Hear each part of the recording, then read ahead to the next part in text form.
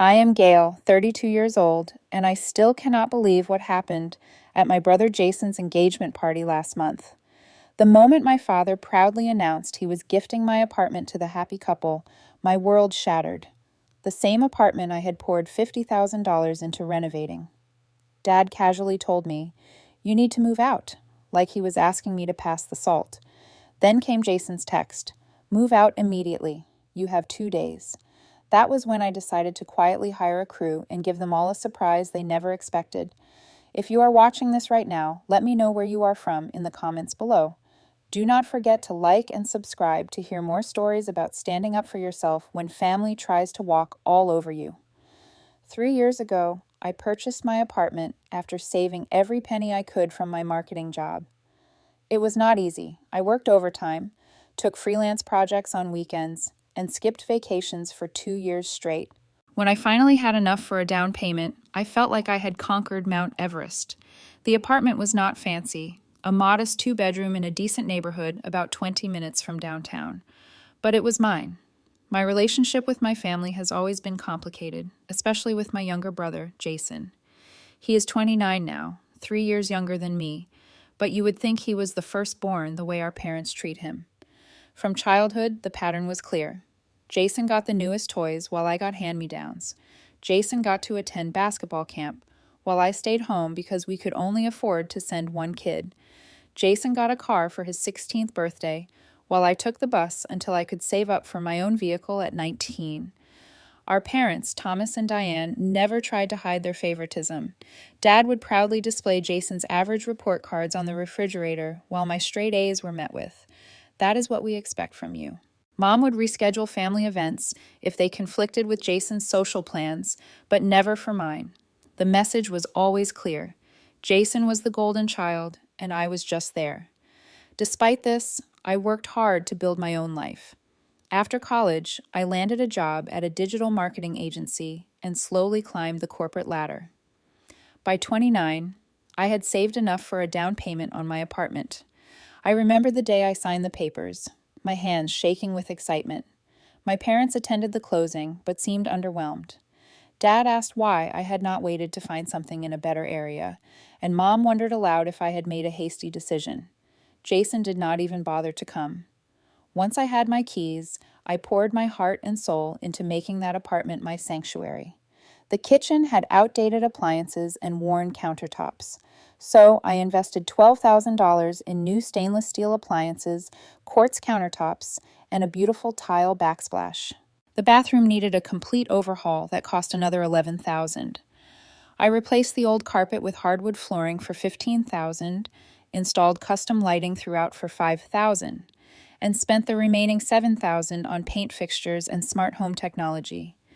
Every weekend for 6 months, I was either doing renovations myself or supervising contractors. My hands were perpetually stained with paint or caul.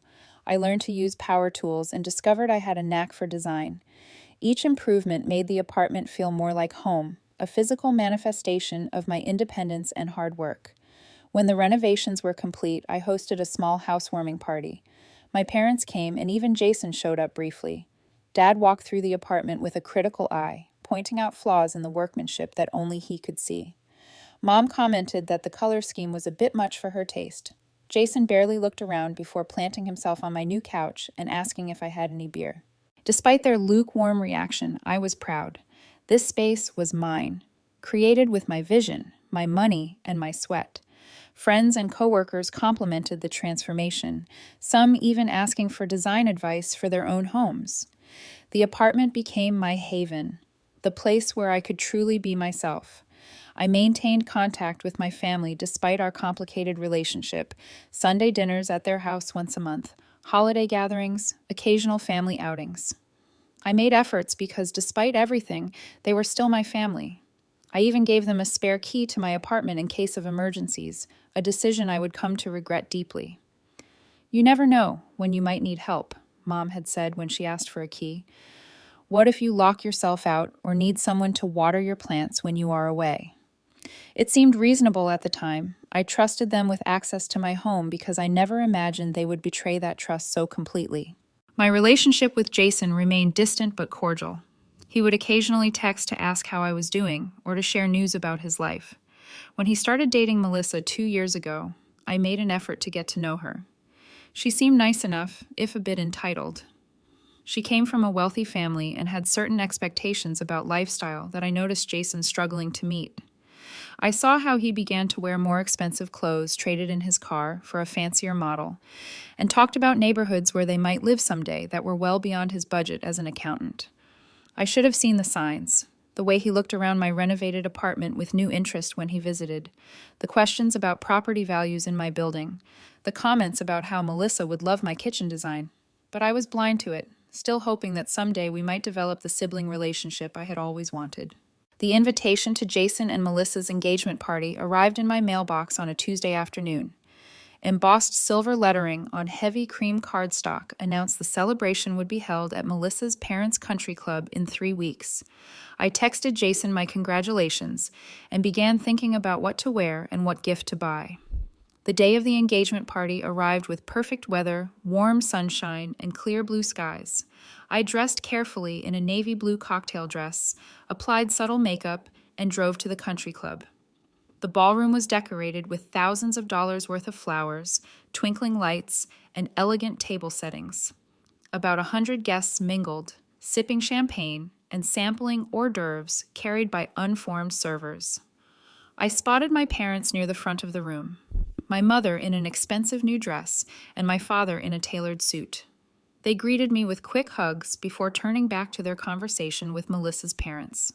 I wandered through the crowd, exchanging pleasantries with relatives and meeting Melissa's friends and family. Jason and Melissa made their grand entrance about an hour into the party. She looked radiant in a designer dress, her diamond engagement ring catching the light as she waved to guests. Jason beamed beside her, looking happier than I had seen him in years. I felt a genuine surge of joy for my brother, despite our complicated relationship. After dinner was served and dessert plates cleared away, my father stood and tapped his glass for attention. The room quieted as he began his speech, praising Jason's accomplishments and welcoming Melissa to the family. He spoke about the importance of family support and how excited he and Mom were about this new chapter in Jason's life. And to show our support, Dad continued, his voice ringing through the ballroom. Your mother and I want to give you both a special gift to start your married life together. He paused dramatically. We are giving you Gayle's apartment as your first home. The room erupted in applause. I sat frozen, certain I had misheard my apartment, the one I had bought with my own money, the one I had poured $50,000 and countless hours into renovating. It is in a great location, Dad continued, and already beautifully renovated. You can move in right after the wedding. My chest tightened as I struggled to breathe. Around me, guests murmured appreciatively about my parents' generosity. Melissa clapped her hands in delight while Jason smirked in my direction. Not once did anyone acknowledge that this gift was actually my property, not my parents'. When the speech ended and conversation resumed, I made my way through the crowd toward my parents, my legs shaking with each step. What was that about? I asked quietly when I reached them, trying to keep my voice steady. Oh, Gayle, is not it wonderful? Mom said. Jason and Melissa need a place to start their married life, and your apartment is perfect. But it is my apartment, I said, my voice rising slightly. I bought it with my money. I renovated it with my savings. Dad frowned. Do not make a scene, he said sternly. We can discuss this later. Discuss what? How you just gave away my home without even talking to me first. You need to move out, Dad announced casually, as if he were commenting on the weather. Jason and Melissa will need time to settle in before the wedding. I stared at him in disbelief. You cannot be serious. You cannot give away something that does not belong to you. We thought you would be happy to help your brother, Mom said, looking around nervously to see if anyone was watching our exchange. You have a good job. You can find another place. I felt like I had stepped into some alternate reality where nothing made sense. How could they possibly think this was acceptable? How could they believe they had the right to give away my property? The remainder of the party passed in a blur. I maintained my composure, somehow smiling mechanically when introduced to Melissa's relatives, picking at the elaborate cake during toasts, and even managing to congratulate the happy couple before slipping out early. As soon as I reached my car, the tears I had been holding back all evening spilled over.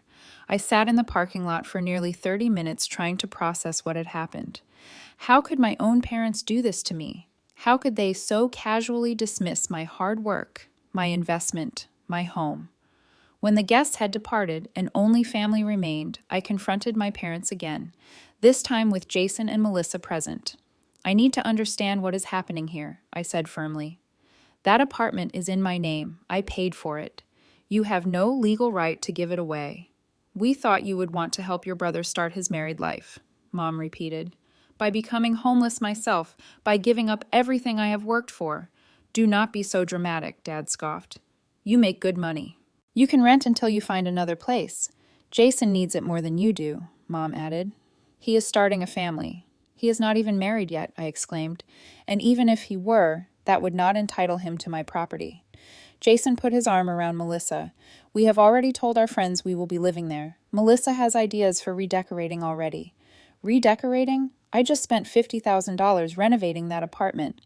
And it looks lovely, Melissa said with a dismissive wave. But I will need to make it our own. You understand? I looked from one face to another, searching for any sign of understanding, any acknowledgement of how wrong this was. There was none. This is not happening, I said finally. I am not giving up my apartment. Period. My father's face hardened. You have always been selfish, Gayle, always thinking only of yourself. This is about family. Family does not steal from each other, I responded, my voice shaking. As I drove home that night, my phone buzzed with a text message from Jason. Move out immediately. You have 2 days. I barely remember the drive back to my apartment after receiving Jason's text. My hands gripped the steering wheel so tightly my knuckles turned white and tears blurred my vision several times, forcing me to pull over until I could see clearly again. When I finally reached my building, I sat in the parking garage for nearly an hour, alternating between sobbing and staring blankly at the concrete wall in front of me. This could not be happening. There had to be some mistake, some misunderstanding that could be cleared up with a rational conversation. But deep down, I knew better. The look in my father's eyes, the entitlement in Jason's voice, my mother's dismissal of my concerns, these were not signs of a misunderstanding. This was a deliberate act of betrayal by the people who should have protected me. When I finally made it up to my apartment, I walked through each room, slowly touching the countertops I had selected, so carefully running my fingers along the hardwood floors I had installed, adjusting the custom light fixtures I had chosen to create the perfect ambiance. Every corner of this space represented my hard work, my dreams, my independence. And now my family wanted to take it all away, with no consideration for what it meant to me. The shock began to give way to anger, a slow burning fury that built with each passing moment. Who did they think they were? What gave them the right to dispose of my property as if I were a child and they were the adults making decisions for my own good? I was 32 years old, a successful professional who had earned everything I owned through my own efforts. I pulled out the folder containing all the documents related to my apartment purchase. The mortgage was in my name alone. The deed listed me as the sole owner. My parents had no legal right to give my apartment to anyone. I began researching property laws in our state, confirming what I already knew. No one could force me to surrender my home. After several attempts to call my parents went straight to voicemail, I sent a carefully worded text message. I need to speak with you both about what happened tonight. The apartment is legally mine. You cannot give it away without my consent, which I do not give. Please call me so we can discuss this rationally. No response came. Not that night, not the next morning. By noon the following day, I was equal parts worried and furious. I tried calling again, only to discover they had blocked my number. An email received no response either. They were simply ignoring me, as if by refusing to engage. They could make me surrender to their demands. I called my best friend Ashley in tears. They just announced it at the party. Ash like it was their apartment to give away, like I do not even matter. That is absolutely insane. Ashley responded, her voice tight with anger on my behalf. They cannot do that. It is your apartment, your name on the deed. Jason texted me saying, I have 2 days to move out. 2 days? Where am I supposed to go? What about all my things? You are not going anywhere, Ashley said firmly. This is your home. They have no right to kick you out legally or morally. But what do I do? They will not even talk to me. You stand your ground. You do not leave, and if necessary, you get legal help. After talking with Ashley, I felt slightly calmer, more resolved. I would not be bullied out of my own home. I would not allow my family to steamroll over my rights simply because they had always prioritized Jason's needs above mine. That resolve was tested when more texts arrived from Jason throughout the day. "We need you out by Friday. Melissa wants to start measuring for new furniture. Make sure you leave the place clean. Melissa has allergies. Dad says, if you are not out by Friday, he will come help you pack." Each message increased my determination not to give in to their outrageous demands. This was not just about an apartment anymore. It was about standing up for myself after a lifetime of being pushed aside for Jason's benefit. That evening, I encountered my neighbor Susan in the hallway. She looked at me with surprise. "Oh, Gayle, I thought you might have already moved out. Your brother was telling everyone yesterday that he and his fiancée are moving in this weekend. He introduced himself to several of us when he was here measuring the windows. My stomach dropped. He was in my apartment measuring windows." Susan nodded. "Yesterday afternoon, he had a key. I assumed you knew." The violation of my privacy sent a fresh wave of anger through me. They had used the spare key I had given them for emergencies to enter my home without permission to plan their takeover while I was at work. The betrayal cut deep. I thanked Susan and went inside, immediately changing my locks. The locksmith gave me curious looks as I explained the situation, but completed the work without comment, handing me the new keys with a sympathetic nod.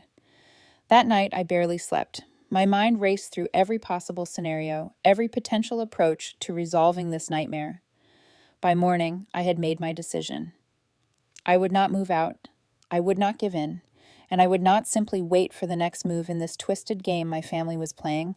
It was time to take action. If they wanted to play hardball, they would discover I was no longer the compliant daughter, willing to sacrifice her own needs for family harmony. They had pushed me too far, and now they would face the consequences of their actions. The morning after changing my locks, I called in sick to work for the first time in 3 years. This situation required my full attention, and I could not focus on marketing strategies while my home was under threat.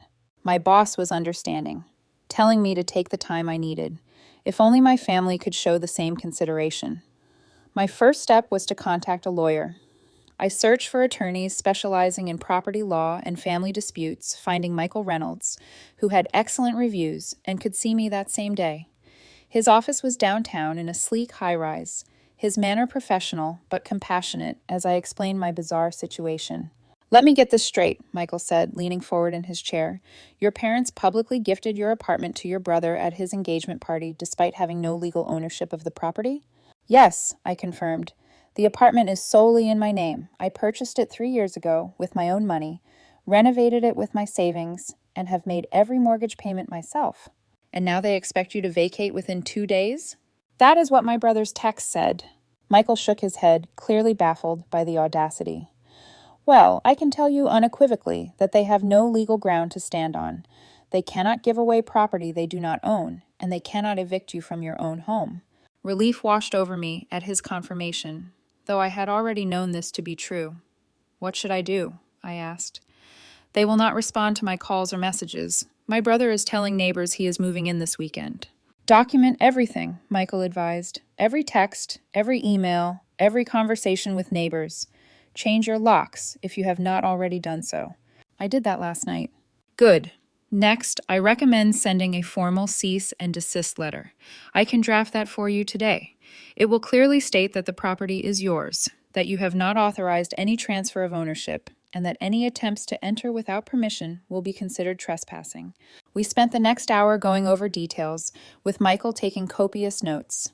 He asked to see my deed, mortgage documents, and proof of the renovations I had made. I had brought everything with me, organized in a folder, which seemed to impress him. "Most clients are not this prepared," he commented. "It makes my job easier." By the time I left his office, I felt more in control. The cease and desist letter would be delivered to my parents and Jason by courier the next day.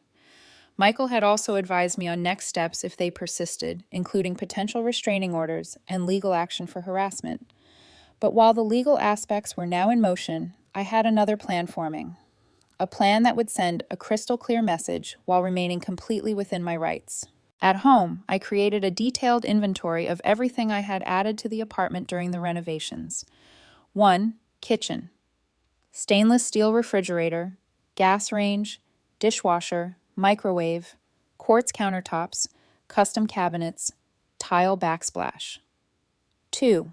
Bathroom, walk-in shower with glass doors, double vanity, heated tile flooring, new toilet, custom mirrors. 3.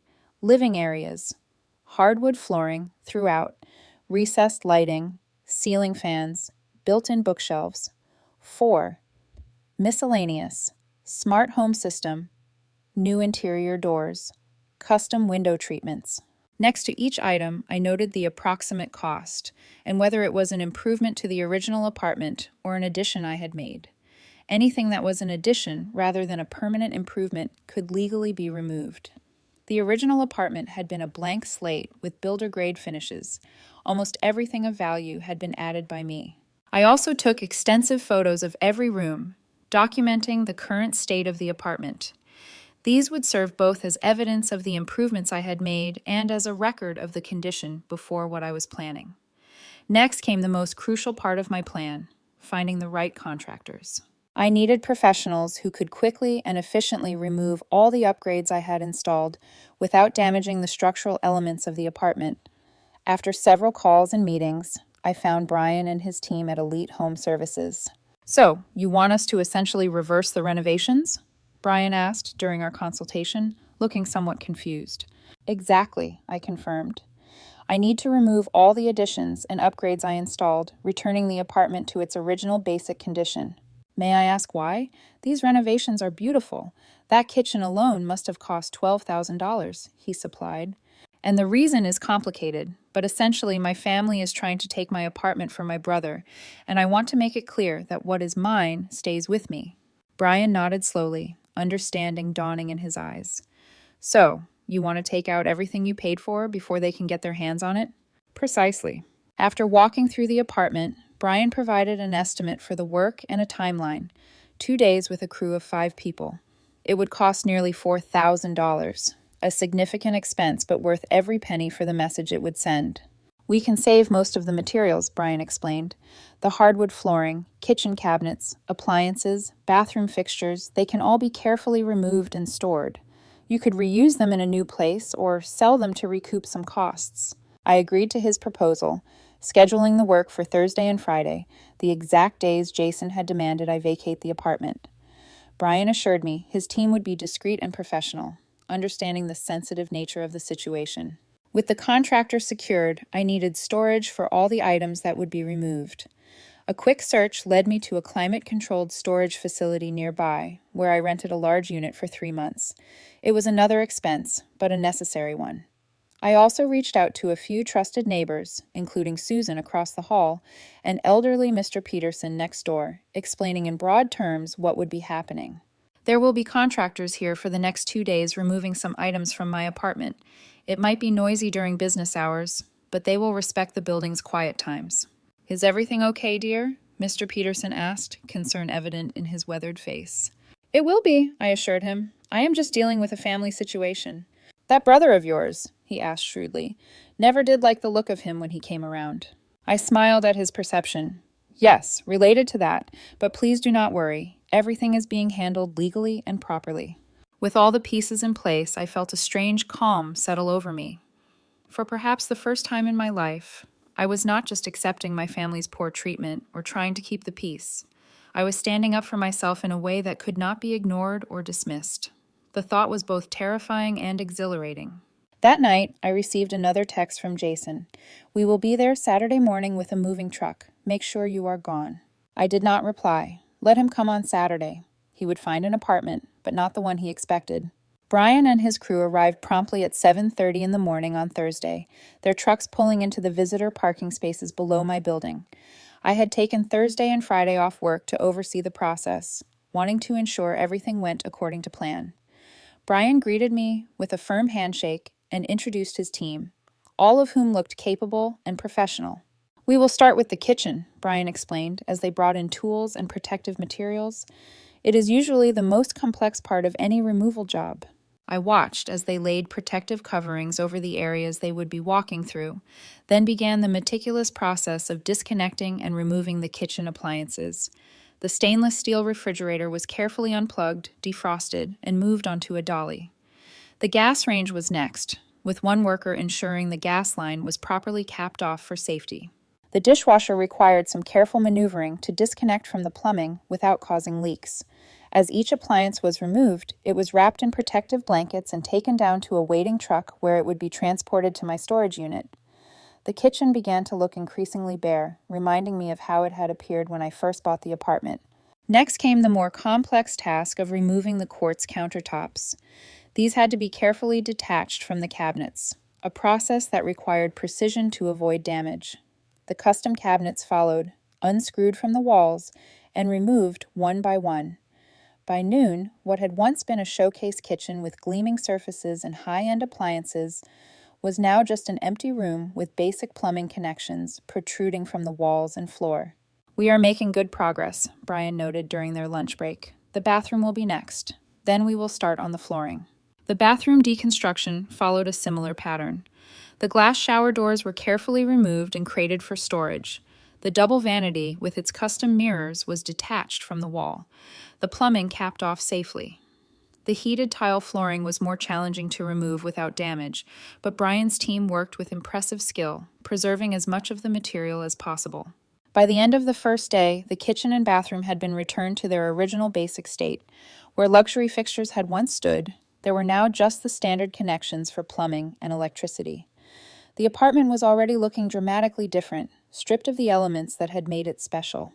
As Brian's team packed up for the day, my neighbor Susan stopped by, her eyes widening as she peered past me into the apartment. "Gayle, what is happening here? Are you renovating again?" "Not exactly," I replied, stepping aside to let her see more clearly. "I am removing the renovations I already did." Her confusion was evident. "But why? Everything was so beautiful." I explained the situation briefly, watching as understanding and then outrage crossed her face.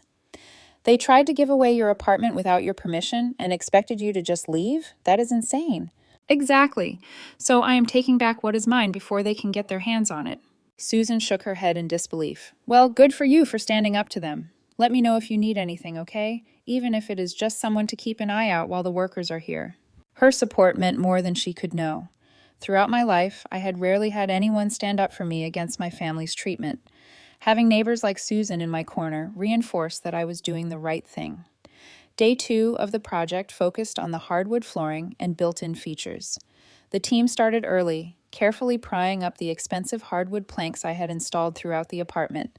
This was painstaking work, as the goal was to preserve as much of the flooring as possible for potential reuse. Beneath the hardwood was the original concrete subfloor, gray and utilitarian.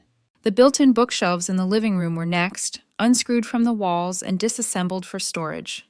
The recessed lighting throughout the apartment was replaced with basic builder-grade fixtures, the kind that had been there when I first moved in. The smart home system, including the programmable thermostat, video doorbell, and integrated speakers, was removed and packed away. By mid-afternoon, the custom window treatments had been taken down, replaced with the simple white blinds that had come with the apartment. The interior doors I had upgraded to solid wood models were swapped back for the hollow core originals I had stored in the building's basement storage area. As the day progressed, more neighbors noticed the activity and stopped to inquire. Each time I gave a brief explanation, receiving looks of sympathy and support in return. Mr. Peterson from next door even brought me a container of homemade soup for strength, as he put it. "You show them, Gayle," he encouraged me. "Some people need to learn they cannot take advantage of good people." By 5 on Twok, Brian's team had completed the transformation. What had once been a stylishly renovated, comfortable home was now a basic apartment with builder-grade finishes, bare concrete floors, and standard white walls. It was functional, but completely stripped of personality and luxury. Brian walked through with me for a final inspection, making sure everything had been properly removed and that the apartment was still structurally sound and livable. "All the plumbing and electrical work is up to code," he assured me. "The apartment is perfectly habitable, just not as comfortable or attractive as it was before." "It is exactly what I wanted," I told him, surveying the stark space with satisfaction. "Thank you for understanding and doing such a thorough job." "I have seen family disputes before," Brian said, "but never quite like this. I hope it works out for you." After paying Brian and thanking his team, I stood alone in my transformed apartment. The echoing emptiness of the rooms reflected the hollow feeling in my chest. This had been my home, my sanctuary, the place I had poured my heart into creating. Now it was just a shell, stripped of everything that had made it special. But as I looked around at the bare walls and floors, I felt a strange sense of power. For the first time in my life, I had refused to be the family doormat. I had taken control of a situation where they had tried to render me powerless. Whatever happened next, I had stood up for myself in a way they could not ignore. I spent that night in the apartment, sleeping on an air mattress in what had been my bedroom. The concrete floor was cold and hard beneath the thin mattress, but I slept surprisingly well, perhaps from the emotional exhaustion of the past few days. Tomorrow would bring the confrontation I had been preparing for. Jason and Melissa would arrive expecting to claim their gift, only to find it was not at all what they had been promised. I fell asleep wondering what their faces would look like when they saw what awaited them. Saturday morning arrived with bright sunshine streaming through the windows, no longer filtered by the custom blinds I had installed. I had been up since 6, showered in the now basic bathroom with its standard shower head instead of the rainfall fixture. I had dressed carefully in jeans and a simple blouse. This was not a day for looking vulnerable. At precisely 10:00, I heard voices in the hallway outside my apartment. I recognized Jason's immediately, followed by Melissa's higher-pitched tones, and surprisingly my parents' voices as well. They had all come for the grand takeover. The knock, when it came, was aggressive. 3 sharp raps that echoed through the nearly empty apartment. I took a deep breath, steeled myself, and opened the door. 4 faces stared at me with varying degrees of surprise and annoyance. Jason spoke first. "You are still here. I told you to be out by yesterday." I smiled pleasantly. "This is my apartment. I am not going anywhere." "We have already discussed this," my father said impatiently. "Stop being difficult and let your brother and Melissa move in." "Please come in," I said, stepping aside. "I think we need to have a conversation." They filed past me, then stopped abruptly as they took in the state of the apartment. Where they had expected to find my beautifully renovated home, they instead saw bare concrete floors, basic white walls, exposed plumbing connections where high-end fixtures had once been, and empty spaces where built-in features had stood. "What? What happened?" Melissa gasped, her eyes wide with shock. "Where is everything?" "What did you do?" Jason demanded, turning to me with fury on his face. "I removed my belongings, okay," I replied calmly. "Everything I paid for with my own money." "You destroyed the apartment," my father shouted. "I did not destroy anything. I simply took what was mine. The apartment is in exactly the condition it was when I bought it. Everything you see, or rather do not see, was paid for by me, installed by me, and therefore belongs to me." My mother looked around in disbelief. "But the kitchen, the bathroom, the floors—" "All mine," I confirmed. "Purchased with $50,000 of my own savings. Did you really think I would leave them for you to give away?" Melissa burst into tears. "This is not what you promised us," she wailed at my parents. "You said it was beautifully renovated. This is unlivable." "It is perfectly livable," I corrected her. "Just not luxurious. The electricity works. The water runs. The walls and roof are intact. It is a basic apartment, which is exactly what it was before I invested my money in improving it." Jason's face had turned an alarming shade of red. "You did this on purpose," he accused, "to spite us." "I did this to protect my investment," I replied evenly. "You and our parents tried to steal from me. I simply ensured you could not profit from that theft." "We did not steal anything," my father protested. "We were helping your brother start his married life." "By giving away my property without my consent," I pointed out. "That is the definition of theft, Dad." My phone chimed with a text message. I glanced at it briefly, noting it was from my lawyer confirming that the cease and desist letters had been delivered the previous day. "By the way," I added, "I assume you all received the legal notices from my attorney yesterday. Just to be clear, this apartment legally belongs to me. Only my name is on the deed and mortgage. You have no right to give it away, and Jason has no right to demand I move out." "You got a lawyer?" my mother asked, looking stunned. "Of course I did. You were trying to take my home." Melissa was still crying, now sitting on the floor since there was no furniture. "What are we supposed to do now? We told everyone we would be living here. The wedding is in 4 months." "That is not my problem," I said firmly. "You should have confirmed ownership before making plans to take someone else's property." My father pulled out his phone. I am calling your Uncle Richard. He is a real estate attorney. This cannot be legal, what you have done. Feel free, I replied. He will tell you the same thing my lawyer told me. The apartment is mine. The renovations were mine. I had every right to remove what belonged to me. While my father made his call, stepping into the hallway for privacy, my mother approached me with a pleading expression. Gayle, please be reasonable. Family helps family. Your brother needs this place more than you do. I need a home too, Mom. Why is his need more important than mine? He is getting married, starting a family, and I am single, so my needs do not matter? I shook my head sadly. That has always been the problem. You and Dad always put Jason first. Always made me feel less important, less worthy of consideration. That is not true, she protested weakly. Isn't it? When have you ever put my needs first? When have you ever considered my feelings before Jason's?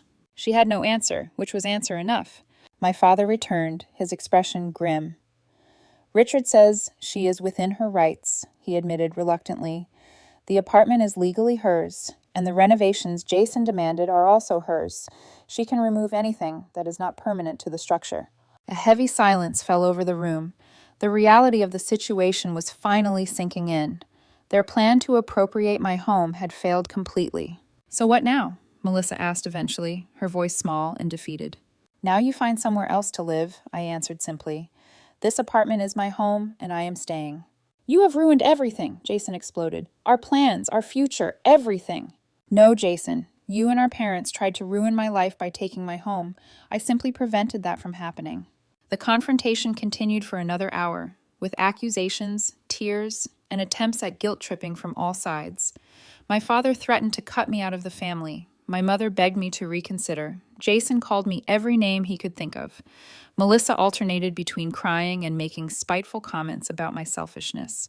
Through it all, I remained calm and firm. This was my stand, my moment to finally break the pattern of putting everyone else's needs before my own. It was painful and ugly, but also strangely liberating. Eventually, they left, Jason slamming the door so hard it rattled the walls. I stood in the empty apartment, shaking with a mixture of adrenaline and emotion, but also feeling stronger than I ever had before. In the days that followed, the fallout continued. Extended family members began calling, some to express outrage at my selfishness, others to offer support after hearing my side of the story. My mother's sister, Aunt Carol, who had always seen the dynamics in our family clearly, called to tell me she was proud of me for standing up for myself. It is about time someone called Thomas and Diane out on their favoritism, she said firmly. They have been doing this to you since you were a child. Jason and Melissa were forced to rent an apartment across town, far less impressive than they had planned on. According to family gossip, Melissa's parents were disappointed by the downgrade in living arrangements and had made their feelings known to my parents. The social embarrassment of having to explain why their gift had fallen through seemed to hit my parents harder than anything else. They had announced the apartment as a grand gesture in front of all their friends and Melissa's family, only to have to backtrack awkwardly when questioned about it later. For several weeks, I maintained minimal contact with my immediate family, responding to messages but declining invitations to family gatherings. I needed space to process everything that had happened and to adjust to my new reality. A basic apartment that would need to be renovated again, and a family relationship fundamentally altered by conflict. But despite the challenges ahead, I felt a sense of peace I had never experienced before.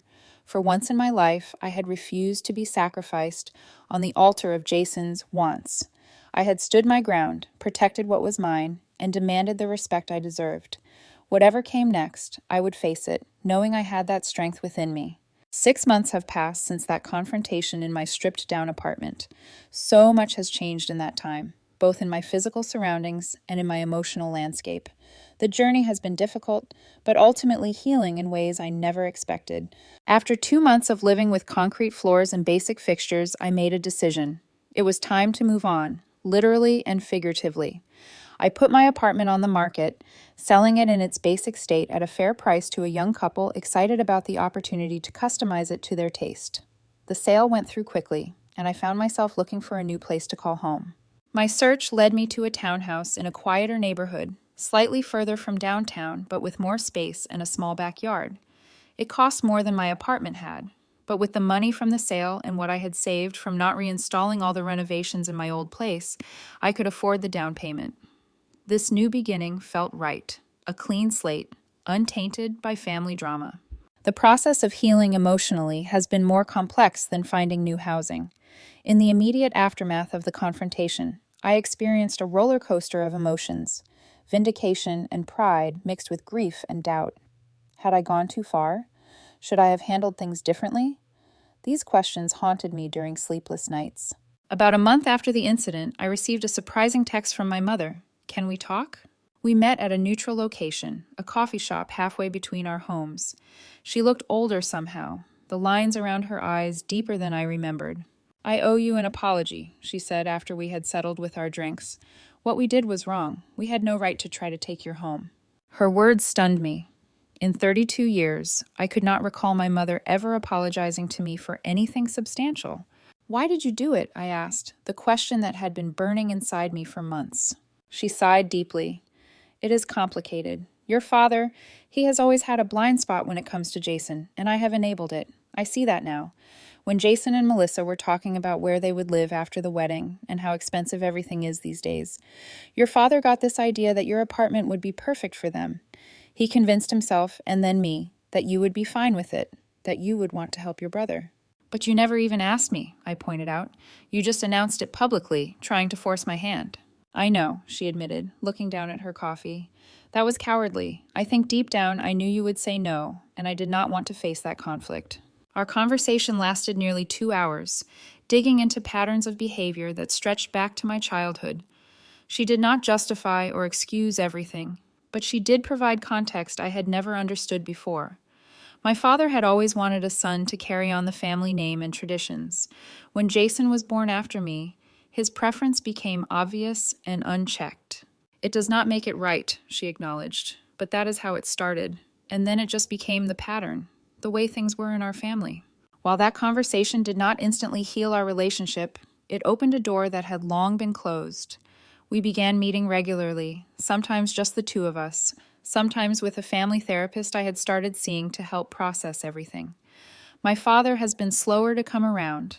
His pride was deeply wounded by my refusal to go along with his plan, and even more by the public embarrassment that followed. We have spoken only a few times in the past 6 months, brief, stilted conversations at family gatherings. I eventually began attending again, but recently I noticed a shift in his demeanor. Less defensive, more thoughtful. Time will tell if this represents genuine change. Jason has not apologized. I did not expect him to. A lifetime of preferential treatment has convinced him of his entitlement to whatever he wants. He and Melissa were married 3 months ago in a ceremony I was invited to, but chose not to attend. According to my mother, they are renting a condo now and seem happy enough. The most significant change has been within myself. Through therapy and a support group for people with similar family dynamics, I have learned to set and maintain boundaries. I no longer feel obligated to sacrifice my needs for family harmony. I have stopped apologizing for taking up space in the world, for having needs and wants that matter just as much as anyone else's. My circle of friends has become my chosen family. Ashley, who stood by me through the worst of this ordeal, has introduced me to her wider social group, people who value me for who I am rather than what I can do for them. We have dinner together weekly, celebrate holidays as a chosen family, and support each other through life's challenges. My career has flourished as well. The confidence I gained from standing up for myself translated into more assertiveness at work. I received a promotion 4 months ago with a significant salary increase that helped make my new home possible. Sometimes I still marvel at how a painful crisis became the catalyst for so much positive change in my life. By refusing to be the family doormat any longer, I created space for authentic relationships based on mutual respect rather than obligation and guilt. The most profound lesson I have learned is that true family, whether biological or chosen, supports your growth and respects your boundaries. Love does not demand sacrifice at every turn. Real love wants to see you thrive, not just survive. My new townhouse is nearly finished being decorated now. I took my time selecting each element thoughtfully, creating a space that reflects who I am now, not who I was trying to be for others. The kitchen has beautiful maple cabinets and slate countertops. The floors are bamboo, warm and sustainable. Every corner feels authentically mine. In a way, my old apartment never quite did, lovely as it was. Standing up for yourself does not mean burning all bridges or hardening your heart. It means having the courage to say, "This is not acceptable to me," and the wisdom to know that those who truly love you will respect that boundary, even if it takes them time to adjust. If you have ever found yourself constantly sacrificing your needs for others, ask yourself, what would change if I started treating my own well-being as a priority? The answer might surprise you, as it did me. The sky does not fall. The world does not end, and those who truly matter will remain in your life, perhaps in a healthier way than before. What about you? Have you ever had to stand up to family who took you for granted? How did you handle it? I would love to hear your stories in the comments below. Do not forget to like this video if it resonated with you. Subscribe for more stories about family dynamics and personal growth, and share with anyone who might need to hear that it is okay to protect what is yours. Thank you for listening to my story. And remember, sometimes the most loving thing you can do for yourself and others is to say no when necessary.